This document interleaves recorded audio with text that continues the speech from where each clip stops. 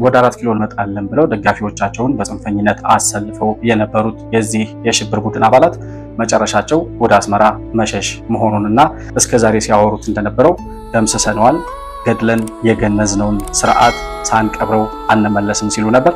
2017 ብታምኑም ባታምኑም የፋኖ ዓመት ነው። በድል እናጠናቅቀዋለን፣ ትግላችንን በ2017 እናጠናቀቃለን እያሉ ግራ ሲያጋቡ ነበር። 10ም 15ም ደጋፊ ቢኖራቸው ያ ደጋፊያቸው ዛሬም አፉን ከፍቶ እንዲጠብቃቸው የሚያደርጉበት የውሸት መግለጫቸውን ዛሬም ቀጥለውበታል። በዋንጫውና በእኛ መካከል በድሉ ዋንጫና በእኛ መካከል ስንዝር ሲቀረን ለምንድነው መራመድ ያቃተን ይላል። እኛ አይደለንም የምንለው ይሄንን። እነዚህ ሰዎች አንድ ሊያደርግ የሚችል ዓላማም እሳቤም ግብም የላቸውም። ሲጀመር እየተራመዱ ነበር ወይ? ነገር ግን የነዚህ ሰዎች ደጋፊ ደባቂ ሸሽጎ እስከዛሬ ድረስ ያኖራቸው ደጋፊያቸው የነበረው ማህበረሰብ አሁን ማንነታቸውን አውቆ አጋልጦ ለህዝብ እየሰጠ ለመከላከያ ሰራዊት አሳልፎ እየሰጠ ይገኛል።